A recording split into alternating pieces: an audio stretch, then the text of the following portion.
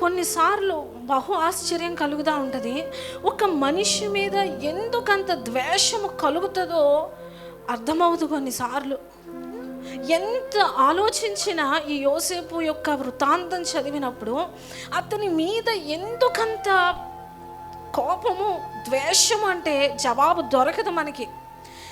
కొన్నిసార్లు మన జీవితంలో కూడా, మన యొక్క ప్రయాణంలో కూడా మనుషులు ఎందుకు ద్వేషిస్తారో కొన్నిసార్లు అర్థం కాదు. దేని కారణంగా మనము ద్వేషింపబడతామో వారి దగ్గర ఆధారాలు ఉండవు, రుజువులు ఉండవు, వారి యొక్క కోపానికి అసలు అర్థమే ఉండదు.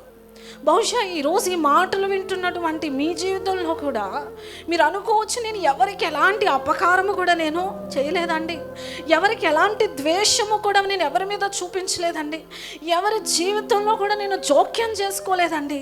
కానీ నా కుటుంబం గురించే అందరికీ కావాలి, నా బిడ్డల గురించే అందరికీ కావాలి, నా కుటుంబ పరిస్థితి గురించే అందరికీ కావాలి అని ఒకవేళ మీరు బాధపడుతున్నట్లయితే ఇక్కడ యోసేపు పరిస్థితి కూడా అదే.